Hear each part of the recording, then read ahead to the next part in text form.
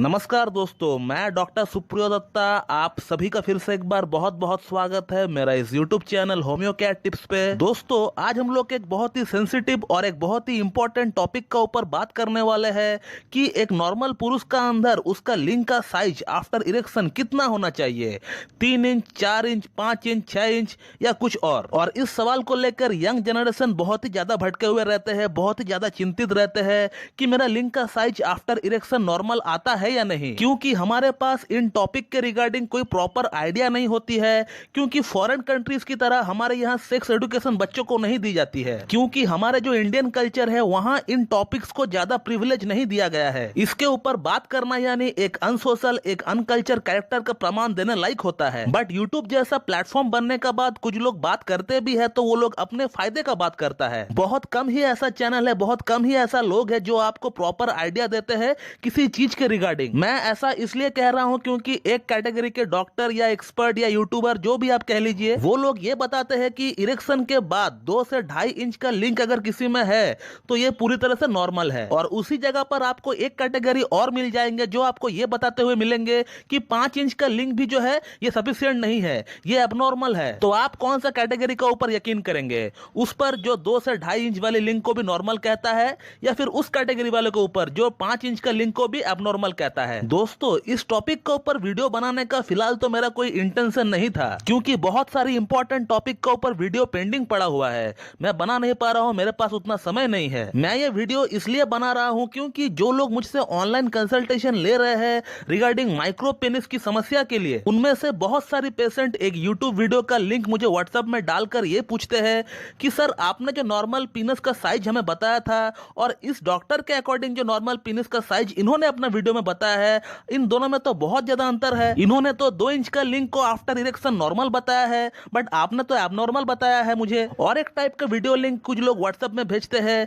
जहां 5 इंच का लिंक को भी एबनॉर्मल कहा गया है, और ये लोग मुझसे पूछते हैं कि सर, इस डॉक्टर ने तो 6 इंच से 7 इंच वाले लिंक को नॉर्मल बताया है अपना वीडियो में, और आपने तो कुछ और बताया है हमें। तो मैंने उन वीडियोस को डिटेल में एक बार करके चेक किया, और उसके जैसा जो जो वीडियोस रैंकिंग कर रही है यूट्यूब पर, उन सभी वीडियोस को मैंने एक बार करके चेक किया। तो वीडियोस को डिटेल में चेक करने का बाद मुझे यह पता चला कि कुछ लोग ऐसे हैं जो 5 इंच का लिंक को भी नॉर्मल नहीं मानते हैं, और कुछ लोग ऐसे हैं जो 2.5 इंच का लिंक को नॉर्मल मानते हैं। तो ये मैं आपको दावे के साथ बता सकता हूं कि ये जो दोनों कैटेगरी के लोग हैं जो वीडियोस बना रहे हैं, ये अपने अपने फायदे के बारे में सोच रहे हैं। वो कैसे, मैं आपको आगे बताने वाला हूं, आप भी थोड़ा इस बात को ध्यान से सोचिएगा, क्रॉस चेक कीजिएगा, आपको भी पता चल जाएगा। पहले बात करते हैं उस कैटेगरी वालों की जो 2 से 2.5 इंच का लिंक को नॉर्मल बताते हैं।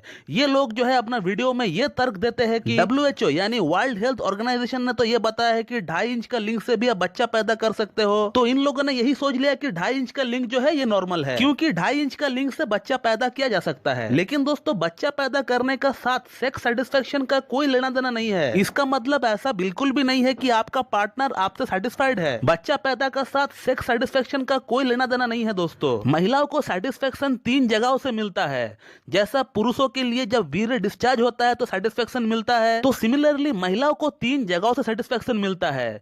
एक है ब्रिस्ट, दूसरा है क्लिटोरिस यानी योनि का बाहर ऊपर में ये रहता है, और तीसरा जो सबसे इंपॉर्टेंट पार्ट है सेटिस्फेक्शन के लिए वो है जी स्पॉट, जो कि महिलाओं की योनि जहां से स्टार्ट होता है उससे 2 इंच के बाद ये स्टार्ट होता है जी स्पॉट, और ये जी स्पॉट योनि के अंदर 2 इंच तक फैला हुआ रहता है आगे की तरफ। मैं फिर से एक बार रिपीट करता हूं, ये जो जी स्पॉट है जो कि महिलाओं में 3rd मोस्ट सेटिस्फेक्शन देने वाली पार्ट होती है, जो कि उनका योनि जहां से स्टार्ट होता है उससे 2 इंच का बाद से ये शुरू होता है, और 2 इंच तक ये जी स्पॉट आगे का तरफ फैला हुआ रहता है। और आपका लिंक को जी स्पॉट तक पहुंचने के लिए कम से कम 4 इंच का होना बहुत ही जरूरी है। आपका लिंक 4 इंच का होगा तभी जाकर ये जो है जी स्पॉट तक पूरी तरह पहुंच पाएगी। आप मेरा इस बात को नेट पर भी क्रॉस चेक कर सकते हैं या फिर कोई सेक्सोलॉजिस्ट से भी पता कर सकते हैं। और अब अगला बात करते हैं उन लोगों की जो लोग 5 इंच का लिंक को भी एबनॉर्मल बताया करते हैं।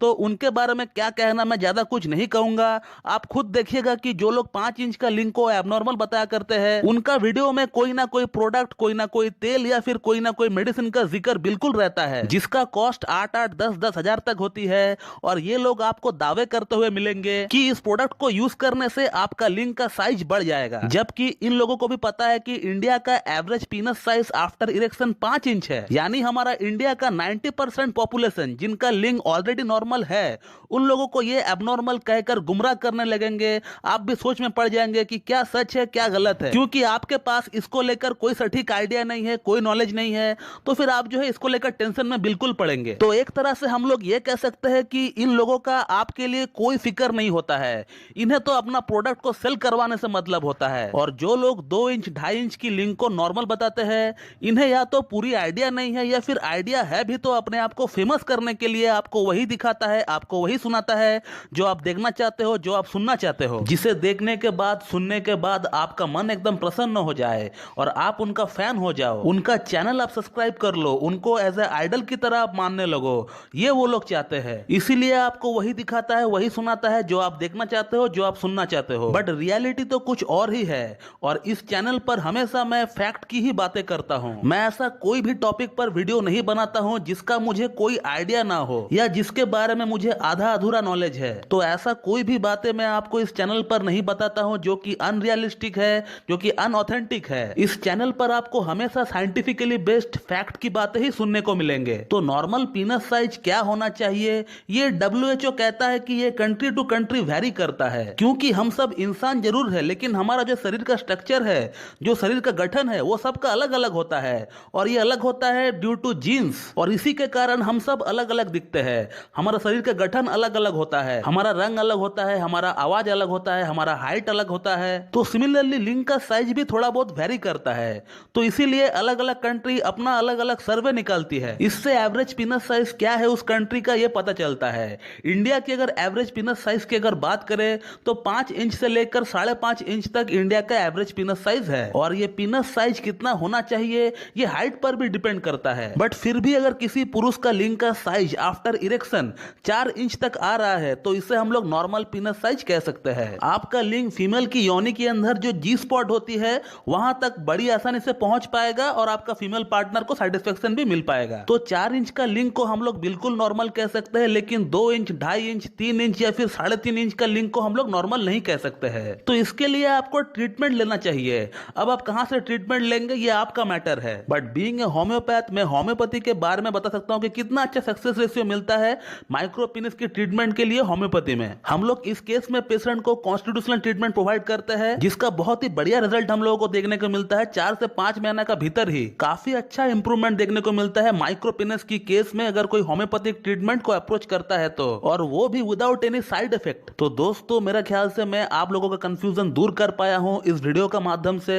अगर आप लोगों को ये वीडियो अच्छी लगती है तो एक लाइक जरूर कर दीजिएगा और साथ ही साथ मेरे चैनल को सब्सक्राइब कर दीजिएगा और बेल आइकन को दबाना बिल्कुल भी ना भूलो दोस्तों।